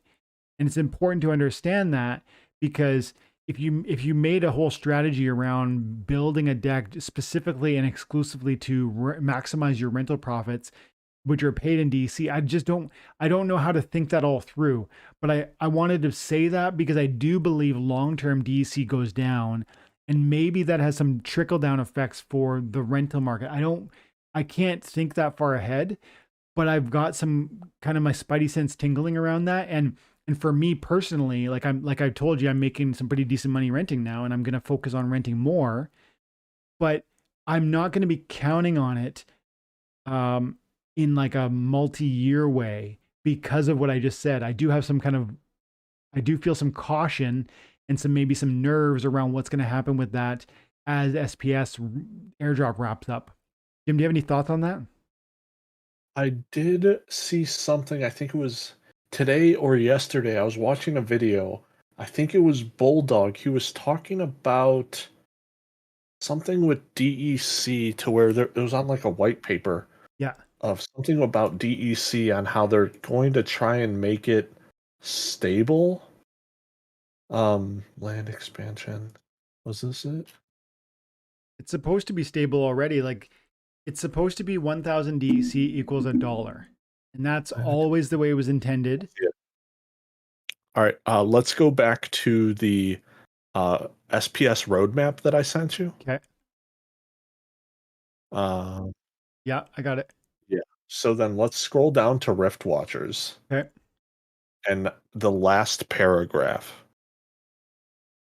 Right here, we are aware that this will shift. Okay. So we are aware that this will shift what was previously a significant source of utility for the DEC token over to the SPS token. That they're talking about the Treasury Foundation Fund and how holding SPS will give you governance over that money. So they're saying, we understand that that's going to make SPS very valuable and pull away from DEC. So they say, at the moment, DEC derives much of its value from the ongoing SPS airdrop. Yes. So adding more utility for SPS indirectly also adds more utility for DEC as well. I agree with that. When the airdrop ends next summer, we plan to add additional utility token. Yeah, that's right. I do remember reading this now. Additional utility for DEC, and work to structure it in a way that hopefully makes it more stable, a transactional currency for Splinterlands. Interesting. I don't think it's going to go back down to even that, what is it, a tenth of a penny or a hundredth of a penny? Yeah. 1,000 to $1, I guess. Anyways, yeah, I think you're right. That's how I read that too. They clearly, if they're going to add value, they've never tried to add value to DEC. Like it just was a coin they used, and it was supposed to be generally stable. And the only utility they offered it was that they accepted it. But if they're going to build new utility into it, but here's the problem with that sentence. They say that they want to structure it in a way that hopefully makes it more stable. That more stable means, like, in my mind, it's going to stay whatever price. It's not going to fluctuate so wildly up to, a penny down to half a penny. But then but then that's in opposition in my mind to the idea that you're building utility into it. Because if you build utility into it, people are going to want to hold it. If they want to hold it, then the price is going to pump. At least that's how I understand the algorithmic inflation, which is that the algorithmic inflation works based on how much is out there. How does it work again? It's been so long since I read that. But anyways, I'm super interested in that, and that's cool. But I don't fully understand that, if I'm being honest, because to me, stability is the opposite of utility. Either it should be stable and have no real utility, or it has tons of utility and then it shouldn't be stable because it appreciates. What do you think? How I kind of saw this was, so at the start they say that, DEC really only has its value because of the SPS airdrop. Yeah. They know once it's over, Yeah. it's going to tank, Yeah. right? It's going to be like, it's going to go back down to its value of what they initially had it as. But they're trying to make it a more stable thing, like they say here, rather than it just going from, $5, boom, you lost everything if you held. Yeah. Yeah. I see what you mean. More stable in that sense. More stable in the sense that it won't just immediately lose its value. Okay, that makes perfect sense. Yeah, that's how I read it. Yeah, I think that makes that's cool. That's cool. I don't know how they'll do that, but that's exciting because one of my concerns long run was around DC, and Icy says the DC model is broken from the start. Yeah, and I kind just, of. and he went on to say that the utility of DC needs to be stability. It's supposed to be a stable coin. I don't know if I agree with that fully, but I definitely agree that there's a element here that's broken. And here's why I say that. As DC went up in as DC went up in price because people were holding it, they printed more of it, which was supposed to bring it down. But it almost had the opposite effect, or it at least didn't move the needle, because even though there was more of it being printed daily into our rank battles and whatnot, that was just being accumulated by certain really, like, I know people who are like 2.5 million DEC, just sitting on it and enjoying those rewards. And so it just kept getting accumulated and accumulated and accumulated. And so that was driving the price up because people were buying it. But it had this, like, so it's like a vortex of growth. Like it's like a bull market. Like that's what happens. Like there's like excitement feeds into it and it keeps going up. But then the opposite will happen eventually, I think, unless they try something, which sounds like they're going to try something. But as the price of DEC comes down, which is happening right now, it's like it was at 1.6 cents per DEC, and now it's like half a cent per DEC. That's a huge decline in a very short time. And what happens then? Well, the price fell a lot, and the algorithmic inflation actually takes that as a good thing and releases less of the DEC at that time, like now. And that's why our DEC per battle has gone down. So think about it. We don't just lose DEC per battle. We lose DEC at the same time that we're losing value, because then the value of each DEC has plummeted. And so it's like this double whammy. And that's why I think, and then I think you get people just frantically selling their DEC because it's plummeting, which is why I say, like, it's a vortex. Like it just keeps getting worse and worse and worse. And then it'll do that. It'll boom and bust probably if they don't dramatically change something. So I kind of agree with Icy, and I kind of disagree, because I don't know that a stable coin is the way. I don't like stable coins because there's always something fishy about stable coins. Like it's like, you know what I mean? Like USDT, and like people, like there's anytime you have a central authority that can essentially release a stable coin to a community of people who want to have that reassurance, you have this like overwhelming desire for that central authority to let's just print a few more of those. You know what I mean? And so I don't, and so Hive and Steam blockchain before Hive have always tried to create stable coins that are just algorithmically stable, and they use certain programming and coding to like create a degree of stability, as opposed to it being monitored by a central authority. But there's no way to keep it properly $1 unless you're central. And that is where you see USDT type problems, where we all know what's happening over there, or what we think's happening over there. maybe let's take a break and check on some of these comments because there's a lot of things in here. Yeah. You go down these rabbit holes. I know.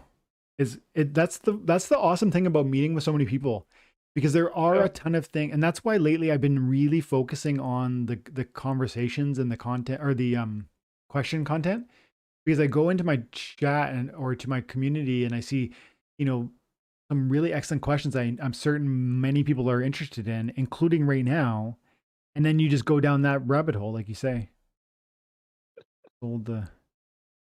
Robert said, we were talking about the Jin Bilka, the gold foil. He says, but if you sold that gold foil Bilka, you could buy a ton of low value reward cards and increase that power by 3 to 5 increase. Yes, that's true. So Robert, this is an interesting conversation. He's saying like, look, gold foil Bilka is great, but you could get more power with low cost reward cards. True. But, and maybe even more utility, right? To your point, maybe if you had a bunch of low cost reward cards, they might not only be more power, but also more utility, because then it's like 3 or 4 different cards that are at a higher level that are going to probably allow you to win more often. So that's awesome. And you're right. That's a good idea. But my point is that gold foil cards are so niche and so scarce that that's actually they're exceedingly rare. And the reason I went over to the tournament page earlier was because usually there are gigantic tournaments here that are like $1,500, even $3,000. And the biggest ones are always gold foil tournaments. And so even if all you ever owned was like, if you didn't have like a whole gold deck, but you had a few gold cards that were really key, those are going to rent, man. Those are going to rent for a lot of money, especially when those tournaments come back. And I don't know if I finished the thought, but it's not, I think they're just waiting for this they're delaying those big tournaments until January, because they want, Gank's point was that they want to have like a series of exciting news one after another. I talked to Agro. You guys saw the interview. He said, I asked him, what's the most exciting thing for 2022? And he said, partnerships. And then, despite like that, the whole article the SPS thing, the Riftwatchers, all of that's crazy exciting. But he says partnerships. And so clearly there's something inked, ready to go. And it's like, maybe in the first quarter of the new year, or maybe tomorrow they'll announce it. I don't know. But then they want to hit us with this 5 million awarded as like, and it'll be all over, social media. It'll be all over the blogging sites. It's a gigantic deal, $5 million. And so I'm bringing it up in conjunction with the gold foil conversation, because that's where the real money is to be made. Like if you're able to have some of those assets, gold foil editions, you're gonna, man, those things. Just look at the older cards in the gold foils and just see what the prices are doing, because it's crazy. And so I don't disagree. You should think about first having a playable deck. But my point is, with the gold foils, if you already have a playable deck, investing in cards like this for the long term, the rentability, it makes a lot of sense. Especially maybe these two. Maybe not. I don't feel so good about the Corpse Fiends, really. They're great, but $150, man. Wow. I don't know. What do you think about the Corpse Fiends, Jim? Not the Corpse Fiend, but all of the Fiends, like the new 0 cost mana cards. I honestly love them. Yeah. There's just so many times where you can just socket it in. Yeah. And it's especially when heart's up, like equalizing everyone's HP, and it's not so much like a lower mana game, but even if we're talking like 25 to 27 point range, and it's like, all right, well, I got some higher mana drops that I really want to use in here, and then you're just like, all right, I'll insert my Corpse Fiend because I know I got my 14 mana Chaos Dragon giving it 10 HP, Mm-hmm. It's you can make some really nice stuff. Sometimes it's good to go with quality of creatures rather than quantity. Yeah. So then just throwing them in there makes it too good. I agree. I really like the Corpse Fiend, because the Corpse Fiend at my level plays silence, but I don't Well, this one's got swiftness. That's pretty cool. Low. Wait, did they change that? I don't know what it used to be if it wasn't always swiftness. Could have swore that Scorch Fiend used to have swiftness. Scorch Fiend is demoralize. Oh yeah, I think they did change that then. Torrent Fiend is Wow. headwinds. So Mhm. obviously those are really great abilities for a zero cost card. But I Yeah. really, really love silence. Like that to me is just like a bonkers ability to have with a zero cost card. And I say it that way because I specifically because of the interplay with death. And you know, I love the Lord of Darkness, but his biggest vulnerability is magic. Magic, Well, yeah. at Diamond and higher, I'm playing Corpse Fiend. I'm playing a Phantom Soldier, and I'm playing.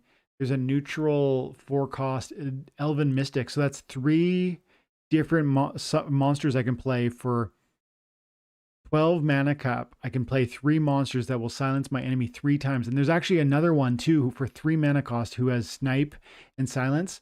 I'm gonna quickly look at that. But yeah, there's 4 different silencers on the black team, and that goes so well with the That's man. right, the Death Elemental. Silence, death. Give 1 second. What's going on here? There's also silence on That's right. neutral.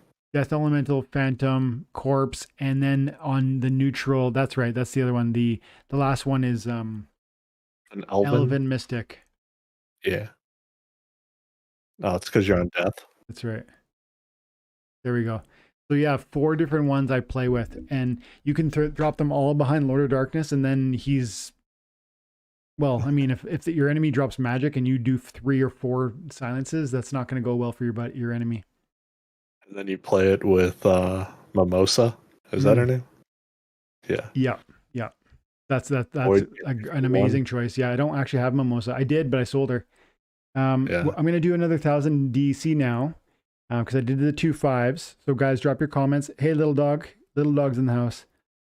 We should catch up in the new year and play some games. Gons. I'm on Theta. Dog, you playing Theta Arena? Theta Arena seems like a lot of people are excited about that. I'm even curious. Oh, and I got a message for an opportunity to like talk about a different video game. It's like a casino based game. I'm gonna give it some serious consideration. I might have that out in the new year. It'd be a sponsored thing, so I'm gonna have to look at it more closely and give it some thought. What I'm worried about. What Robert says, what I'm worried about in the future is how I will buy more cards. EC will be basically worthless, and I won't even earn enough to buy cards if I'm earning. If I'm earning SPS, I'm just going to want to stake it. Yeah. You know, I don't know that I agree DSC will be worthless because everything I just said about how it'll be like a vortex down is assuming they don't change the program. And it sounds like from the article that we read that they plan to change the program. Don't you think, Jim? Yeah, I really don't know what it is that they're going to do, but I do think that DEC will not be worthless even after SPS airdrop. Yeah. Yeah, I think there might be a short window of time where it really hurts. If it did fall, let's say it fell after the SPS airdrop for like a couple months or something, that's going to sting because it's going to feel like the economy was turned on its head. But then the issue like that you don't list your cards in DC, you list them in USD. So if you're buying and selling, and if the value of DEC that you sell your card, your Elven Mystic, and you sell it for $6, if you get 6 DEC for that, or if you get 6 million DEC for that, it doesn't really matter. It's $6. As long as you're going to put it into a different card right away before that volatility, that price volatility kind of comes home to roost or whatever. If you sat on it and then the price of DEC declines while you're sitting on the DEC, that's where you get burnt. Game Boy Ali. I wish you could use them with skill, without playing in diamond or champion. Yeah, it Yeah, would that'd be be really great. cool if you could somehow, like, if there was some way to, I don't know, like level up your deck or your summoner in a different way where they unlock like one, I don't know, one or two extra monsters that are uniquely high and out of the range of what you would be normal. There's something there. Like there could be an interesting game mechanic if there was somehow a skill parameter that lets you get into, like, for instance, if there was a league that there was no power requirement and it was just anything goes, however good you are is however far you can make it. But maybe there would be a different reward system in that league. Like, I think there's opportunities to explore that. Oh, hey, one thing going forward, Yeah. guys, if you have a question, write question in all caps before you write it out, like they do in the AMA or the town hall. Yeah. That makes it real easy for us. Oh, yeah. And I'm going to say one more time, I'm about to give away 1,000 DEC. So drop a comment. I see a bunch of people dropping comments. PU says, whoa, Dwayne, giveaway seems better than some end of season rewards right now. Good luck, guys. Little dog need to have a good team to do well on Thetan. Not sure if it's an investment, but purely as a game to play with friends. Yeah, that's what I thought too, little dog. I thought it looked like a fun thing to try. I don't know if it was going to make me money, but I was willing to try it. Icy said he sucks at it. And then he said, I think land will require DEC to give collection power to the cards and items made. Land will require DC to give collection power to the cards and items made. Maybe. I don't really understand that because I don't really understand what they're going to be doing with land. I know we're going to get different resources from different plots of land, and we're going to put them together and we're going to make items and spells. And I know that there's going to be buildings on the land and you need to upgrade the buildings. Is that where we're going to use the DEC? Is that what you mean? I think that's what he means. And then Kulfi said, thought on Supply Runner is only monster card that offers swiftness. Supply Runner in modern for silver leagues gains it at level 5 max for silver field, like speed decks could be huge. Then he followed up with, it's also one of only 3 that gain it in wild silver, but one of them, other 2 is at $200 level 2 legendary. Okay, so Supply Runner. Let's have a peek at it. And then I'm going to do the giveaway after I check this one out. And guys, do me a favor if you haven't already, drop a like. Helps me out. Oh, this guy. I like this card. This is one I haven't really focused on at all. Let's see, 20 cents. So to his point, it's got swiftness at level 5, which is common, is this within the silver level league. Yeah, man.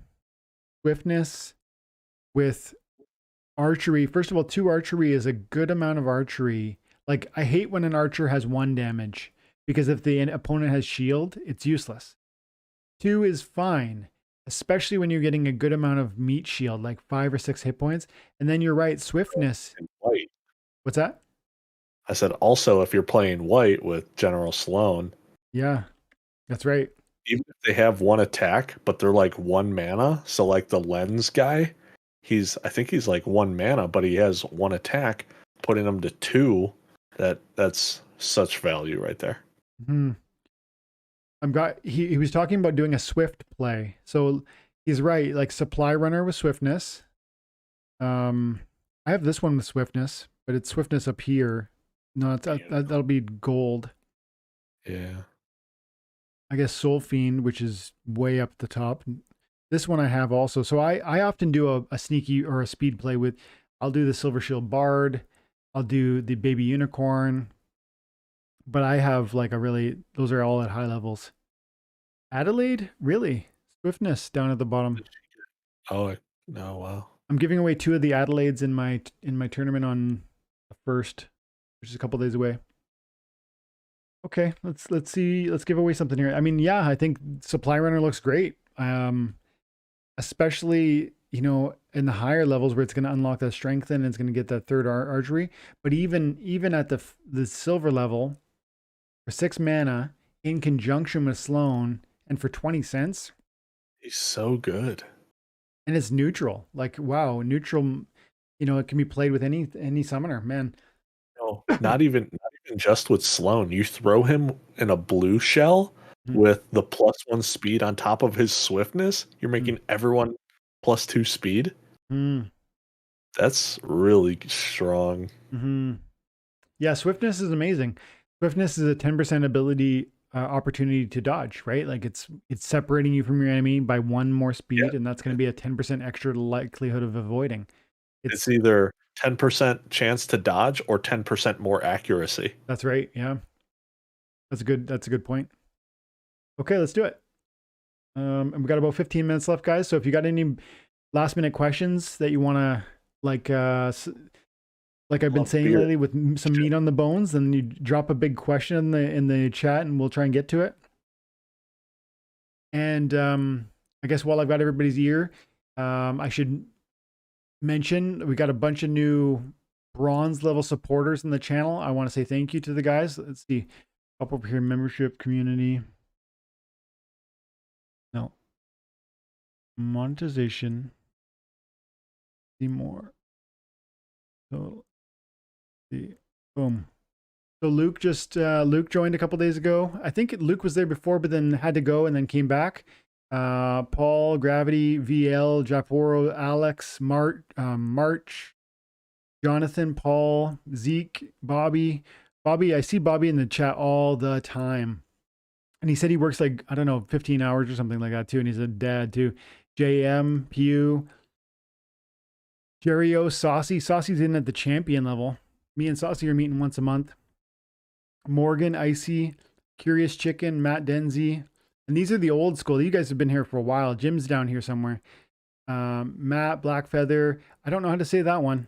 Lackey, Ben, Klaus, Lemons, Alberto, Monsieur, Jacob, Blacksmith. I didn't know Matthew supported the channel. Thanks, buddy. I really didn't know that. Lock on, Connor, number 2.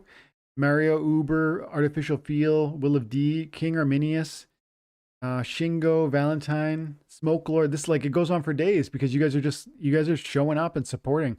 Kingbo, Matthew, Days, Athens, Shane, Chase, Dustuff, Gathering, Craze, Apollo, MHH, Chris, Gabriel, Mickey, Cameron, Oliver, Thomas.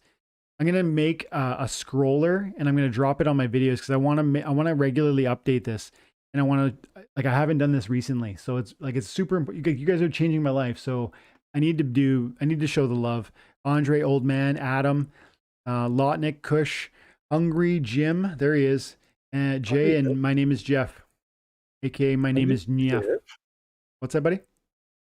My name is Jeff. Yeah, my name is Jeff. It's a On his Splinterlands account, it's my name is NYEF. I love it. Okay, so let's do it. Let's give away 1,000. Let's see how many Nightbot's got. Nightbot's got 24 eligible users. We're giving away 1,000 DEC. It's $5. So if you want to get your, it's last call, get your 25 eligible users. Okay, 5, 4, 3, 2, 1. Little dog. it's rigged. Since like one of my early supporters, he was in TNA, like the first wave. Mass, hook me up, brother. What is it, bud? What's your actual your account these days? We'll put it towards the little dogs. Throw it on the pile. Congrats, man. Yeah, congrats, dude.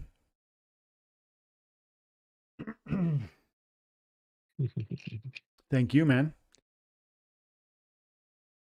Okay. Assassins threw down like some significant DC to support time and attention in the very early going. He was part of the original crew, and And yeah, so man, I appreciate you and all of our talks, and I look forward to doing it again in the new year.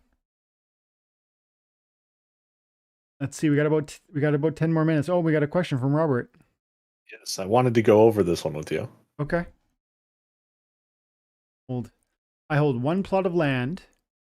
If I open it and get a common, and I'm going to lose a bunch of money, am I going to lose a bunch of money, or will land be valuable? Because we Ooh. talked about this the other day. Yeah. Yeah, I have 100 plots of land.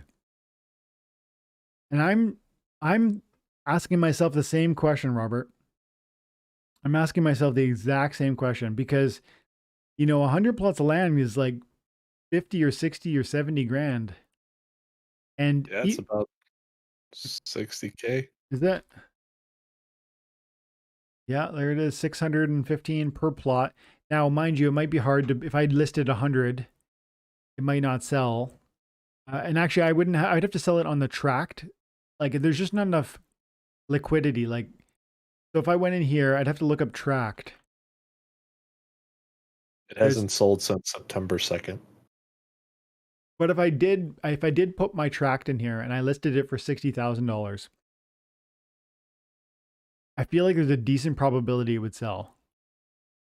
And I might have to wait a month, but I feel like there's a decent probability it would sell. And to Robert's point, like, that's a lot of money. Like, even for, whether in his case it's one plot, but still $600 is a lot of money.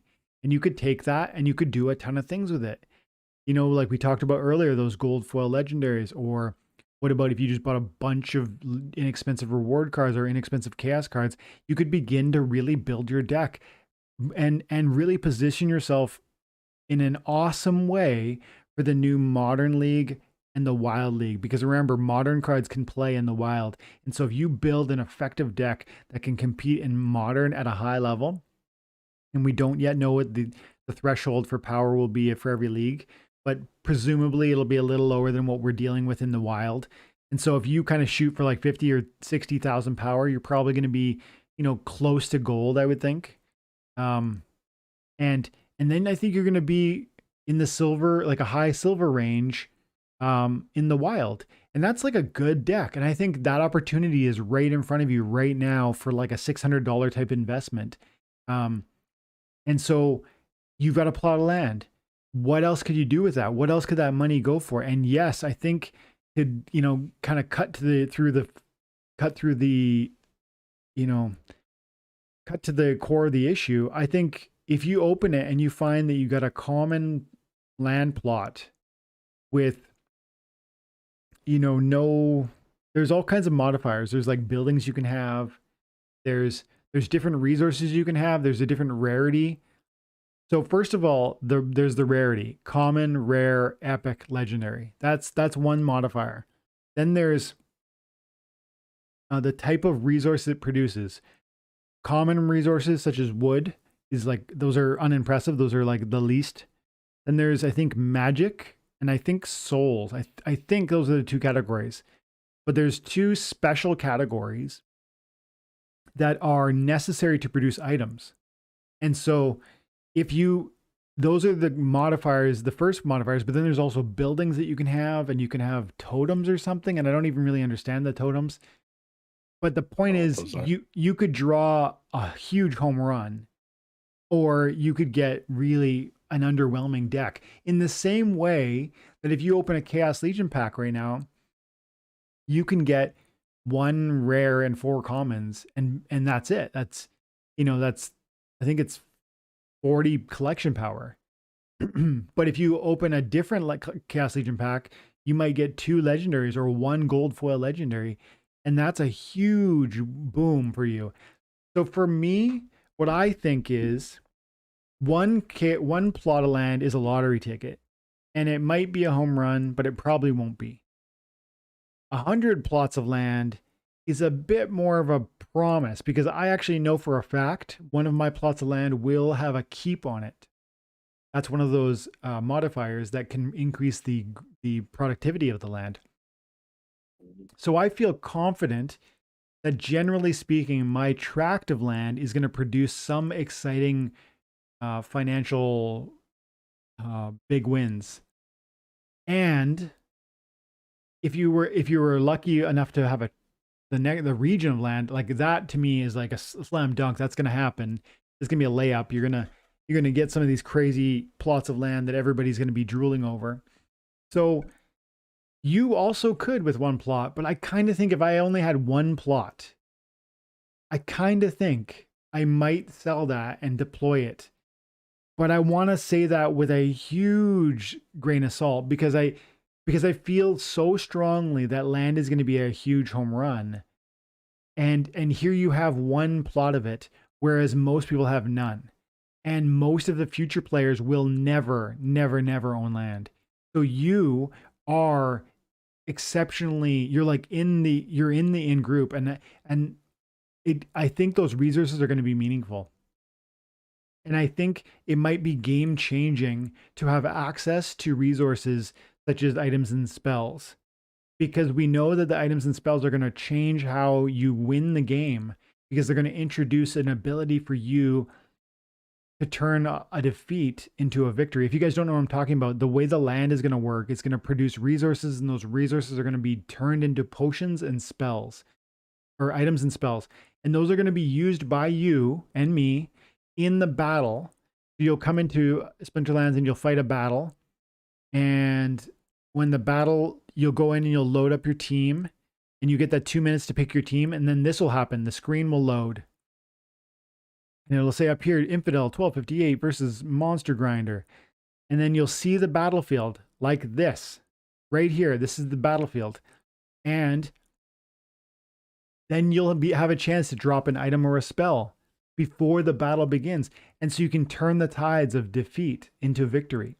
And so I'm convinced that items and spells are going to be game changing for the strategy and the meta of how this game plays. So much so that I think land is going to be deeply meaningful and super expensive, even way more than it is now. But in the short term, I definitely think if you open a plot of land and it's a common with no real special modifiers, it's going to be a huge financial loss for the short term. And I would think if the trajectory of this game keeps going where I expect it to, I would think that all land will be extremely expensive. That's my view. And I think several $1,000s for a legendary plot wouldn't surprise me. Even tens of thousands of dollars in a few years as we move into the next bull run. That's kind of where I'm at. Now, what does that mean for commons? I wouldn't be surprised if commons were sold for like a couple $100. So that would be a pretty big loss. That's my thinking on that. Jim, what do you think, man? When it came to me and we were talking about this, I like to know how much money I can get back on my investment at, certain time frames. The normal thing is like in a year. Okay, how much is this land going to give me? As of right now, we have no idea. Whether it's a good land or a common land or a legendary, whatever it is, we have no idea other than what the SPS airdrop is giving you right now. Yeah. So if it, even, we go down the line. Well, I've had a few friends of mine or people in the guild and be like, oh, well, are you going to get land? It's relatively cheap for you. And I'm like, I don't want to dip my toe into the land stuff until I know what it is and what it can get me. I would rather pay, $1,000 for a plot of land that I know I can make back in a year rather than having this pack and not knowing anything about it. But that's just me. Yeah, I want to say that again, Jim. I want to go around that topic one more time with you on, because I think what you said there is really, really concise and important for people to hear. The idea is that the price of good land will be more than $600-700, or you feel that that's probable. However, you're willing to pay that extra premium when that time comes because you'll feel at that moment that it is more proven, it's more justifiable, it's more. Is that fair? Is that what you're thinking there? Yeah, exactly. Yeah, man. I think that makes perfect sense. Um, and I'm not buying any more land at this point. That to take my answer one step further for Robert's sake and for anybody listening, I am pumped about land, but I am not buying any more land at these rates, at these prices. I just can't justify it. I mean, there's too many assets that are still at their cheapest possible price, like Chaos Legion packs. They're at $4, and that's as cheap as they could conceivably be. So, if you want to find a deal in this space, even if land goes up to, let's say, 10x to like $6,000 a plot, which is possible, um, that's great. But I've showed you time and time again that certain cards are going to be a penny, and then they're going to be $3.20, like I told you about Gelatinous Cube, or I've showed you so many of my cards over the years that have done that. And some people don't believe that's going to happen again. But I am convinced it's going to happen again. So much so that I bought $18,000 worth of packs. No, I bought $24,000 worth of packs in pre-sale because I had to buy vouchers for $20 a pop. And then I bought another $18,000. And now I'm going to muster up 900 vouchers somehow, which is 900 vouchers times $3 or $4 because I want more packs. And so when I answer a question like Robert's, it's like land is going to be awesome. You should really have some land, but the problem is if you only had one plot, I become a little bit less excited because of the math around what your probabilities become getting a really good one. And then I compare that to the probabilities and the opportunities that are around you right now, such as Chaos Legion packs, such as cheap cards on the marketplace, such as amazingly cheap SPS that we know is going to have built-in utility and, staking rewards and rank battle rewards and so forth. So there's just so many great options. And I love land and I'm super bullish on it. But like you, Jim, it's like, let's kind of see where that goes before I go further. And really, I'm only deeply in land because I was there when it was $15. I stretched myself and I spent $1,500 to get 100 plots. And of course, now it looks like, why didn't I do more? But in the moment, you don't really know that. And the same is true for all of us right now with Chaos Legion. We're thinking, $4 a pack, like it's reasonable, but I want to buy, you probably want hundreds of packs, but part of your brain is like, that's crazy. I can't spend hundreds of dollars on a video game. But I'm so confident, me personally, maybe you aren't, and that's fine, that they're going to be $40 a pack one day. That it's like, to me, it's like Splinterlands has literally built a pile of money, and all you have to do is go over and say, may I please have some of that money? And you just take as much as you'd like and walk away. And that's the business model because that's how they've created these assets and they're giving them for $4, but it's so obvious that that's not enough. There's not enough packs, and especially Riftwatchers for $5 a pack for 3 million packs. Oh my goodness, Riftwatchers. Like I need to already start preparing for Riftwatchers, and you guys should too, because all of the criticism that people have had around Chaos Legion has been that there were it's really around there's too many packs, it's going to last a long time, it's like who cares, you don't need to rush. That none of that argument or thought process should be around Riftwatchers with 3 million packs. So man, this is exciting. There's really cool things coming. This game's only growing more, and there's huge opportunities everywhere you look. And guys, if you're investing in time and attention wisely, I know for a fact that you're going to be among the people like me that in 3 or 4 years, you're going to just be astonished by what you've done with a video game. And it really is potentially life-changing. But it's about investing the time and attention and understanding the the deferred benefits that you're accruing, because you're getting these trivial rewards. They seem useless. They seem really inexpensive and not meaningful. But don't think about it like, what's the price today? Just, keep stacking them, keep stacking them. Come in here and post on on Splinter Talk and get a few SPT here and there. And you're like, oh, that's not even worth a penny per SPT. Who cares? You're gonna care in the future when this, like, 9,000 SPT is crazy. Somebody give me a massive upvote on that one. You're not gonna get that kind of upvote. But even if you get 5 or 10, even if you post in TNA, the Discord, and your Splinter Talk post, and I come in and I'll upload them for 24, 25 SPT, all of this adds up, guys. Take this seriously now and start grinding and intentionally investing your time in a way that will reward you over a long enough time horizon. And I think we really got to cut it there, Jim. But man, it was fun. I'm glad you came out. And I don't know if you want to. Do you want to tell them about anything, or you want to give them like any sort of shout outs, or is there anything you want to mention or drop? There is one thing I'd like to just throw out there for not so much a shout out, but a little bit more advice. And this is not financial advice. Just one thing that I know that I've learned. I've been in investing for almost 2 years now. And before I got into Splinterlands back in August, you know, getting into investing in stocks and dividend stocks, people are so happy to make between 4% and 10% a year. They are extremely happy when we're talking about big people in investing.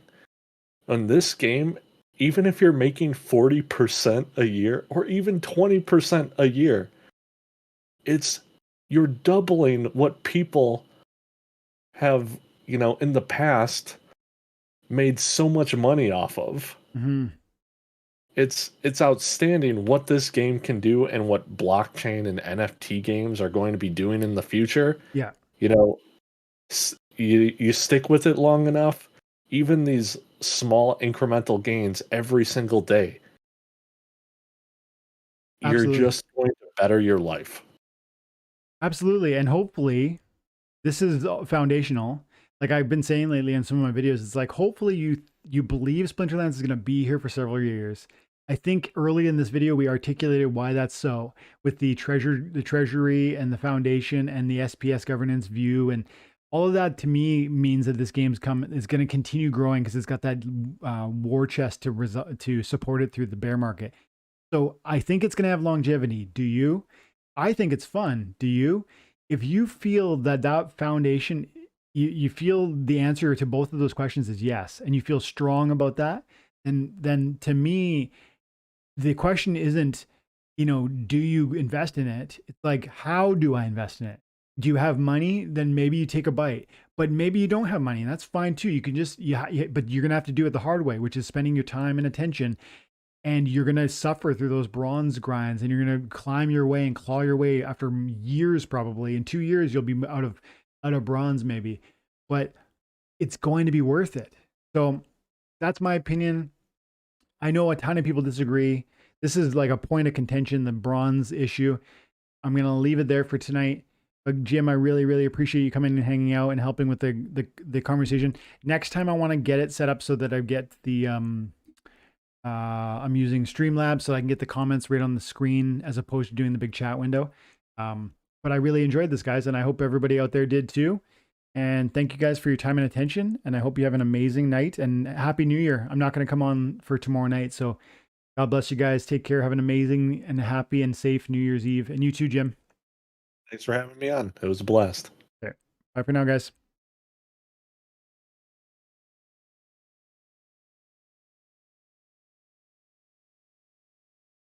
Ooh.